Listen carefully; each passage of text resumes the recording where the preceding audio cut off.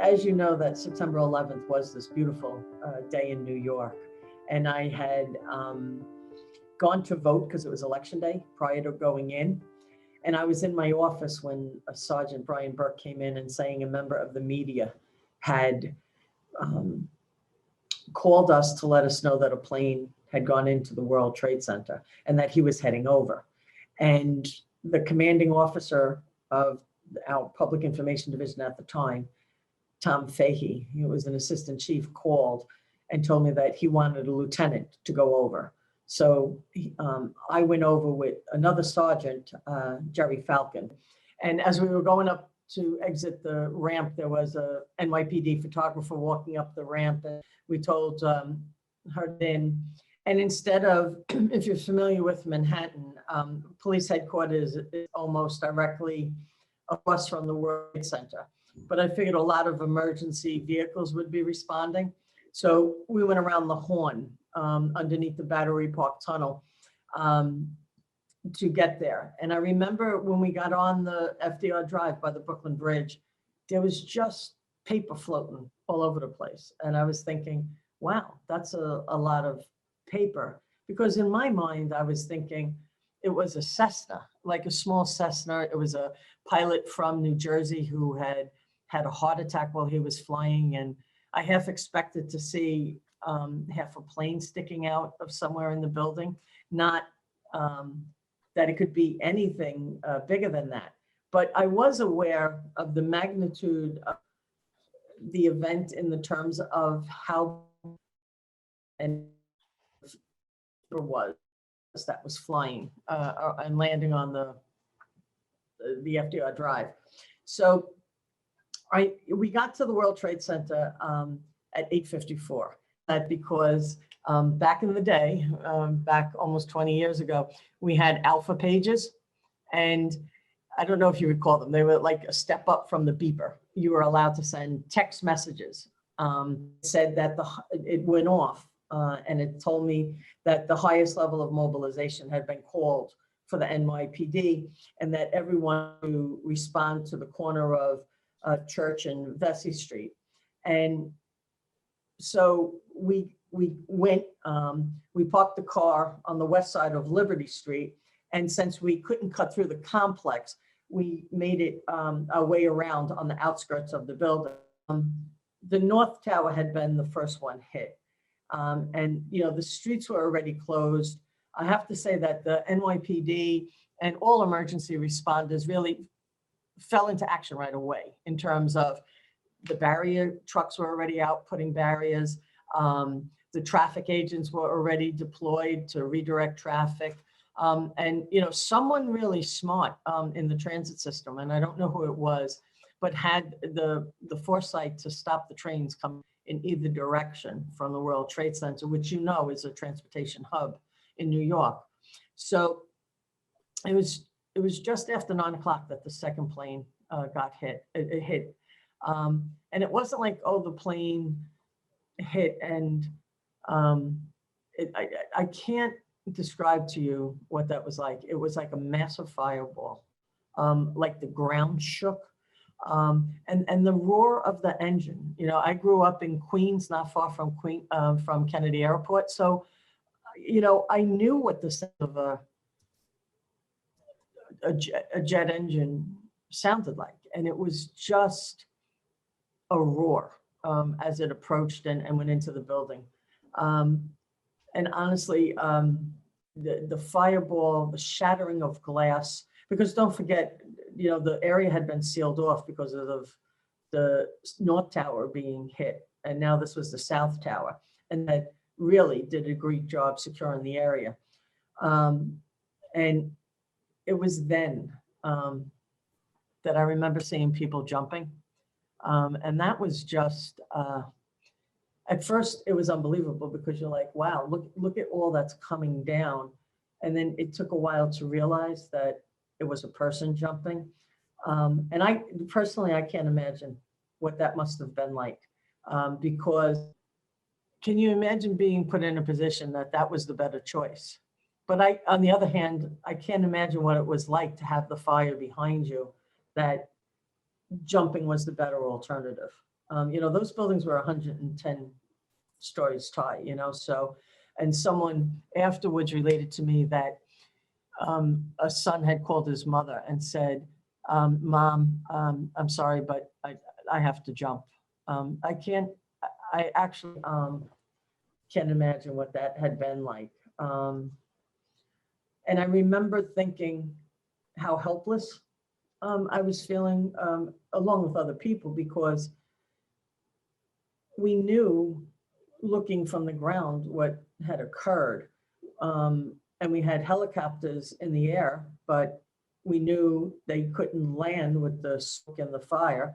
So it was very tough, because that's not a feeling that we're used to in the NYPD, of being present at a scene and not taking control of. But I remember thinking that that was the worst feeling at that time. And so when we got to the mobilization area, Joe Dunn, he was our first deputy commissioner at the time, and he grabbed me and said, Terry, get on that ESU truck and get a helmet. And I did. I went on. He told me that there was a report of a third plane in the area.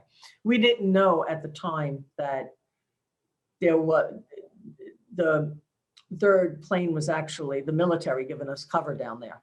So I went on, and it's the helmet that is green. It's made of Kevlar. It's extremely heavy, and it's worn by our emergency service personnel.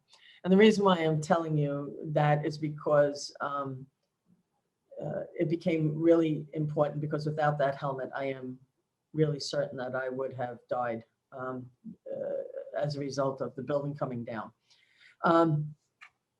So we're there to make sure that the media is able to do their job, but also to gather them up to say that we would do a briefing, and, you know, saw different people along the way. And then I went into the North Tower, the South Tower, because there were some photographers that were in that area on the concourse level, and they were taking shots. So I went up to the photographer that I saw, and I said, listen, you need to leave, because the elevators had stopped working and people were walking down. And, you know, when there's a camera, people just stop and want to take photos. You know, they slow down when they realize that that's happening. So I think what was really amazing to me is that when people were there was no thinking. As soon as you came out of the building, and as you were coming out of the building, there was just so many officers that had responded that were just directing people. So there was no thinking. When you came down the concourse, you didn't have to think, do I go left or do I right? It was just a sea of blue, and just people saying, you know, keep moving, move to your right. And you just followed this line of blue out, as firefighters and EMS were also responding and going up. And we're in the South Tower, everything was controlled. And I thought, oh, this is going to be a long day, so I should go back to my car and grab my sneakers and put them on. And, you know, I have walked the photographer out, I handed him to a uniform officer and just say, you need to get him out of the frozen zone. And then, you know, we're going to be having a press briefing. So just let him walk around the perimeter to get over to West Street. So as I'm going down and walking underneath the overhang of the South Tower, walking towards my car, suddenly, honest with you, my first thought, it was an elevator train, but that didn't make sense. But I turned around and people were running it towards me saying, go, go, go, it's coming down. And just for a second, I stopped and looked up. And it was sort of like, you know, you can't see the forest from the trees. It just was unbelievable. And that the force of the building coming down as it pancaked down actually blew me out of my shoes and propelled me across West Street. And I landed outside of, I think it was Amex, because the I landed on grass, and it had just been, the sprinklers had just gone off, so it was wet and muddy. And it was just amazing to just see things swirling. Like trucks were like those little tinker tank trucks that were just being blown. And, you know, ambulances were there, police cars. And as I landed, I just got pelted with stuff coming down. And it just, I felt like I got,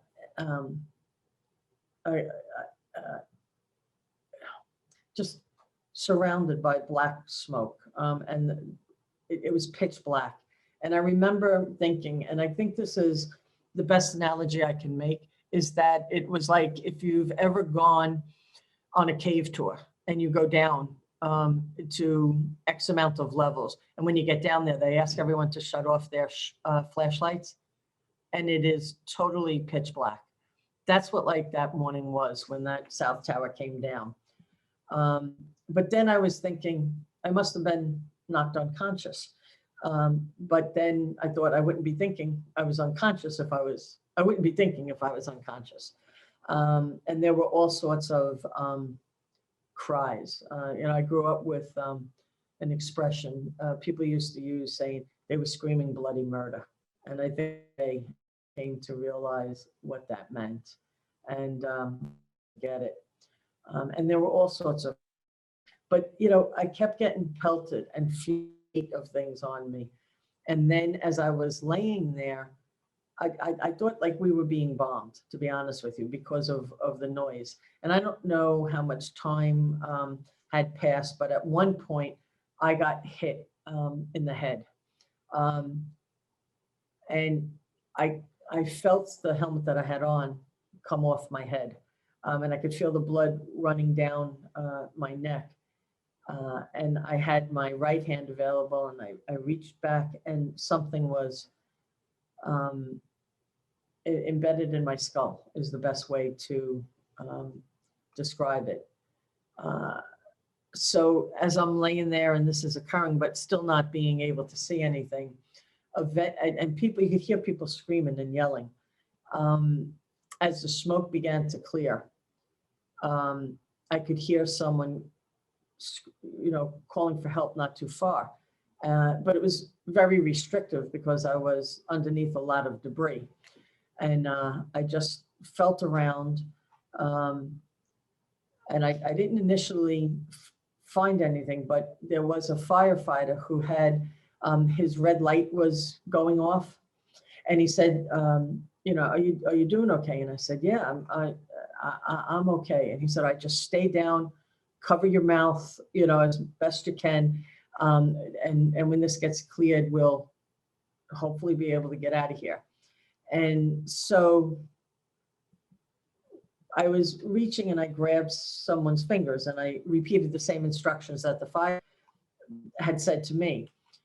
And as the smoke began to clear and I was able to get from my waist up out of the rubble, I had the hand that I said, listen, I'm going to try to get up. My legs are pretty solid in this area, but I'm not going to let go of your hand. And then the hand came up too easy. Realized that I had a hand and an arm, and no one was attached to it. And the firefighter came and helped me, and we dug, and we just could not find who that arm belonged to. So that has always stayed with me. So he helped me out. He asked two EMS people to tend to my head, and they simply wrapped my head, you know, as it was, to stop the bleeding, but also they couldn't get the like chunk of cement that was back there out of my head. So with that, we heard people screaming. So we all joined forces because firefighters, and I didn't know that until this day, are told to roll a truck or a vehicle in the case of a building collapse. And on line 9/11, which made total sense to do that, they did that, but there was no way to get out once they rolled under because all the debris just gathered around the truck. So we were able to pull several people out from underneath the fire truck.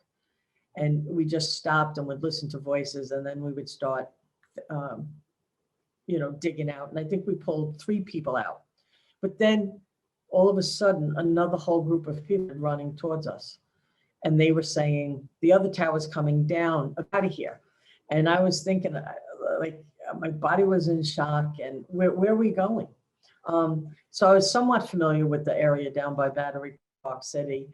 And I thought, I'm going to run toward. I felt really unprotected at this time. I didn't have a helmet on. You've seen the video. There was like this rolling black cloud that just kind of comes. It was coming toward me. And, I'm barefoot. And there was still fires are burning. So I just said, I'm going to run to the water because I felt like I could, if I got in, I could jump into the water. And if things came down, I could at least submerge myself and get some protection. But as I was running, I got hit in the back. And I went straight from running down, straight onto my knees. And I didn't know what had happened, but I knew I had gotten hit in the back, and I knew I wasn't going to make it to the water. So I turn around, that cloud is getting closer to me. And I saw it, and I pulled on the door, and I was able to go into it. And at first I'm thinking, oh, this building must be under construction, because those lights that you see at construction sites, those were the only things lit. But of course, the lobby windows and everything was glass. So I figured, let me walk further into the building. But as I got to the elevator bank, which were all the elevators were stopped at 1, smoke was starting to come through the elevator shaft. So I said, let me go into a stairwell. And when I opened up the door, there was just a line of people up in the stairwell. It was an apartment building. I mean, people were in all sorts of states of dress. Like it looked like people had just come out of the shower. There was a woman holding a very small baby. And it seemed very surreal. But I was starting to think that everything in Lower Manhattan was going to come down. I mean, if these 2 massive towers could come down and they were hitting other buildings. So, I just told them who I was. And I said, listen, we need to evacuate this building. And I went out, and I thought, let me go to and the same thing occurred. That black smoke started to become this grayish ash. And I went to the door, and I saw 2 people asking me, I could see the back of their shirts, and it said TARU on it, TARU, which is our Assistance and Response Unit.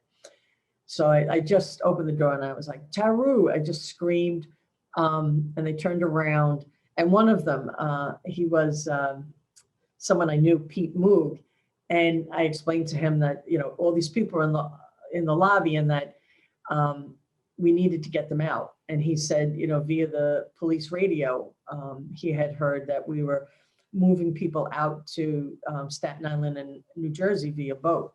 And so I was like, all right, so, they were like, we'll go with you. And I turned around, and Pete said, yeah, hey, Terry, listen, I think you better go down. And I said, you need medical attention. And I said, yeah, I saw EMS, they wrapped my head. And he said, no, he says, you have a shoulder stick.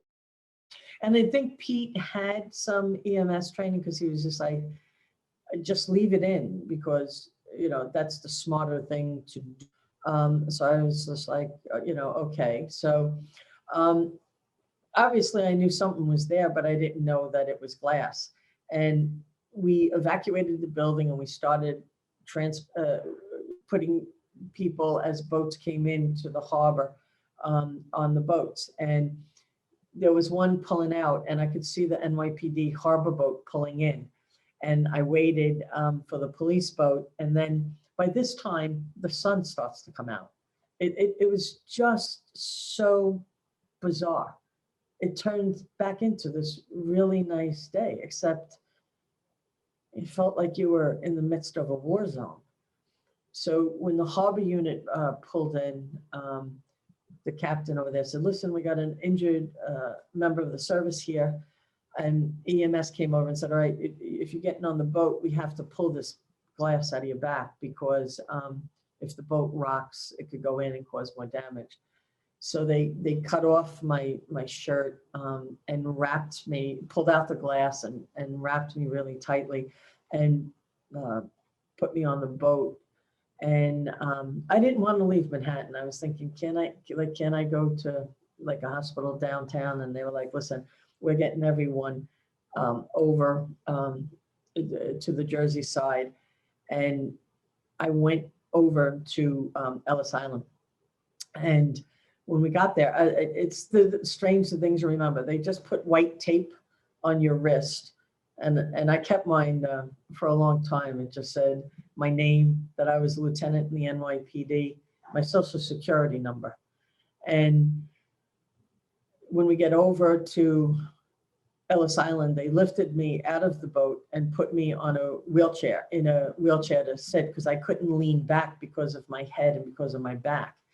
And I was sitting there, and they came to bring me. But as I'm sitting there under a tree, I see a person who was laying on a stretcher, but on his knee, all of a sudden, his leg just made this very bizarre turn. And so I said, listen, I can't lay down. It's going to be a waste of an ambulance, because I can't use the stretcher. I said, but there's this guy that's really badly hurt. And it's, his leg is very mangled. So they put us both in the same ambulance. They loaded him on the stretcher. They lifted me onto the bench. And it was kind of interesting, because he pulled himself up and he said, hey, I know you. He said, you're in DCPI. And I said, yes. He says, I'm David Hanshoe. I'm a photographer for the Daily News. We've worked a couple of scenes together. And I was like, oh, right. When I looked at him, and I'm looking at his leg, and I said, are you okay?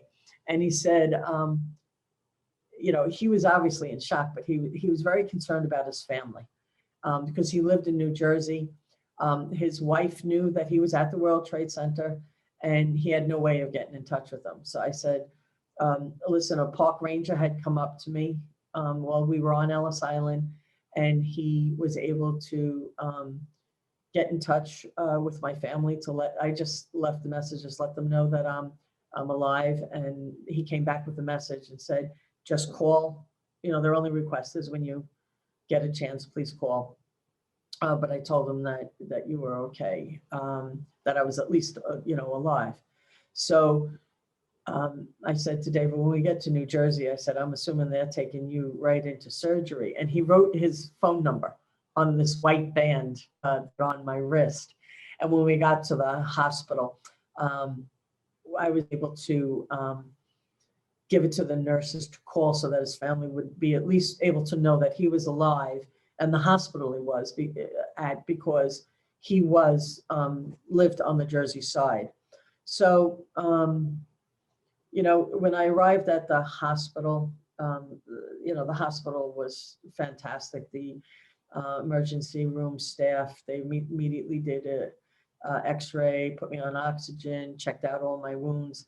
And I remember the surgeon coming over to me, and I didn't know that it was a surgeon, but she said, I have some good news and I have some bad news for you. And I said, well, what's the good news?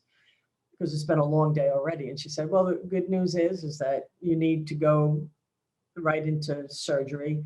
And we have an operating room available, and I'm the surgeon, so we're going to head right there. And I said, oh, great. And I said, well, what's the bad news? And she said, you've had blunt force trauma to your head, and we can't give you any anesthesia. And I was thinking, that is not good news. But she was wonderful. they did my head first, and then they did my back, and I recovery into the recovery room, and through the small box, it was a double door, but they have those small square windows at the top. And I was just looking through it because I couldn't lay prone. So I had to be in an upright position. And I looked up, and I had brother Kevin coming towards the door. And I could tell that he was as happy to see me as I was him. And they stopped him, and they made him put on all the necessary precautions. And he came through. It was just wonderful to see him. Once I saw him, I kind of felt like everything would be okay. He was a detective in the NYPD at the time, and he was able to track down where I was and came over to get me. And so he spoke to the surgeon, and they said, given the severity of my head wound, he said the surgeon told him that I couldn't be left alone for 72 hours. And he said, that was fine. But there was this sense, even at that point, which was hours later, that everyone was going to rise up out of this rubble and hospitals were going to be overrun. So I asked, could my brother at least bring me back to New York? He promised the surgeon he would take custody of me and make sure that everything was okay. His plan was get me back to Manhattan, and which we did. And his wife is a registered nurse. He was going to bring me out there. And then, as it turned out, when we got back, he brought me back to police headquarters where I was. We went to, actually, so many people had gone with other officers to the emergency room at the hospital. They asked him, can I get a ride back? Because people knew that this was an ongoing scene and needed to get back to Manhattan. So he filled it up as much as possible. I'm sorry, I just need to close all those. So several people jumped in the car, and we drove straight back to the World Trade Center site. It turns out that, they had wrapped my head. They had given me, those green surgeon's pants and a blue top. My ankle was broken, but they couldn't cast it because I had all these open wounds on it. But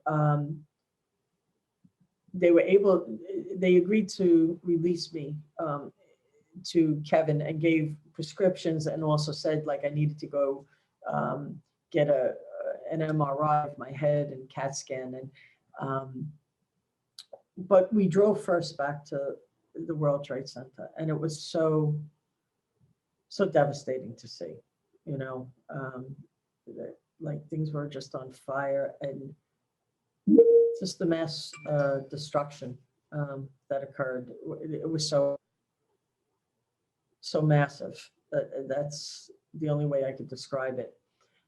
So Kevin did bring me back because everything I had was in my office, and he needed to take care of something. And I said, listen, I just need to gather myself.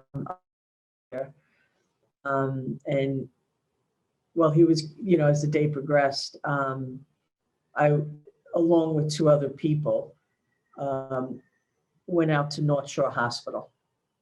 And that's where I had my CAT scan and my MRI.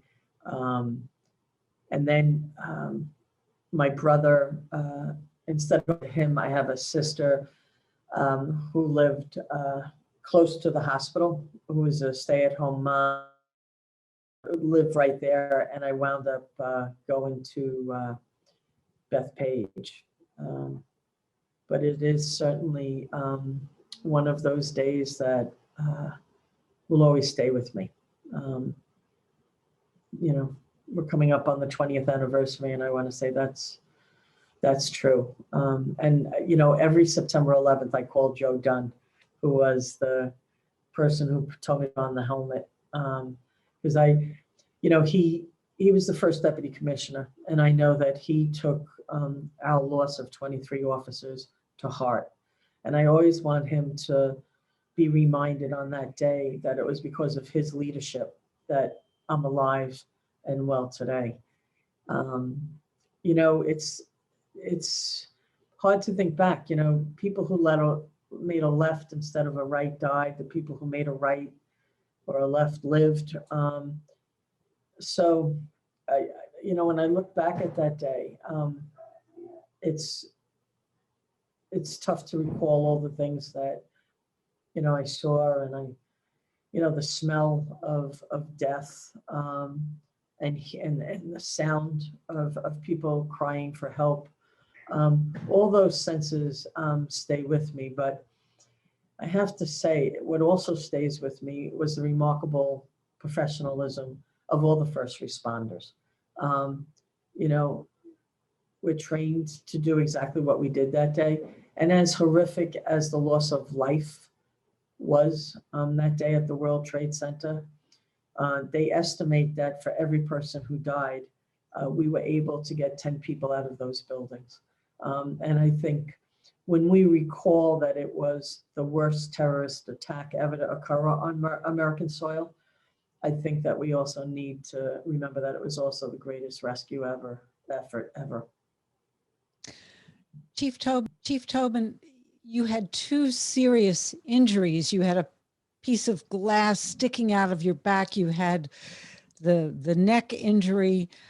You never mentioned the word pain in any of your description of what happened.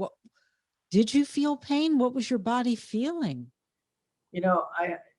Having never been in a situation like that, I mean, don't get me wrong, it did hurt, but I think adrenaline just took over and served for me a wonderful function. I mean, there was pain, but probably nothing to the extent that I would have ever experienced before, but that mechanism of being in that situation and the amount of adrenaline really helped. And, having the experience of holding someone's limb, and thinking that person was alive, I was conscious I had all my limbs. It puts a real clear perspective on things very quickly. You helped save the lives of at least 3 firefighters that day and all those people in the apartment building. And you were awarded the NYPD Medal of Valor for being a hero on that day. How has your perspective on life and your career changed since that day? I truly believe that I was meant to be doing exactly what I was doing on that day. Because a lot of people did reach out and say, wow, I guess you're in for a career change, or that I would put in for a disability pension. But I really do feel that working for the NYPD is a vocation. And even in hindsight, other than not wanting it to have happened at all, I do believe that I was doing exactly what I was meant to be doing that day. And not only do you still work for the NYPD to this day, you had a recent promotion. You are now NYPD Chief of Interagency Operations. That is an amazingly big promotion, one of just a few women who hold the role of chief in the NYPD. Major congratulations. But I also need to ask you about your health. And I want to ask you about one other thing. You were caught up in 2 dust clouds. How is your health? Because anyone who is down there, their health is at risk, much less being caught up in 2 dust clouds. Mm-hmm. So, I mean, without a doubt, there have been repercussions from 9/11. I maintain my participation in the World Trade Center follow-ups. I'm very diligent. But things like the smack to the back of my head, that blunt force trauma with that piece of cement, I guess it was about 5 or 6 years after 9/11, I kept getting headaches. And I didn't know what was causing them. So finally, the department sent me for an MRI because it was so sporadic. I didn't think that I couldn't isolate like, if I had something cold, it would happen. It would happen very arbitrarily, very infrequent, but very intense. And it was only on my left side of my face. I would feel a lot of pressure. So I had the MRI done, and it revealed that I had my teeth, my wisdom tooth on this side knocked out of my head when I got hit with the cement. And it took, I guess, 5 years for my teeth to shift, and it knocked this wisdom tooth sinus cavity. And it was just floating there. And every now and then it would hit a. So I went, and fortunately I had been very diligent about going to the dentist prior to 9/11. And so I had all the x-rays from my own dentist. And I went to an oral surgeon through the police department, Eugene Lesotho, who was just amazing. And he did a set of x-rays at that time. And he said, 2/3 of your teeth are going to come out. They had been cracked. And so it took 3 years, but they replaced 2/3 of my teeth as a result. But no cancer, no respiratory illnesses? I mean, I go faithfully to Mount Sinai and get no cancer so far. That's wonderful. Yeah. How about PTSD? Nightmares? Anything else?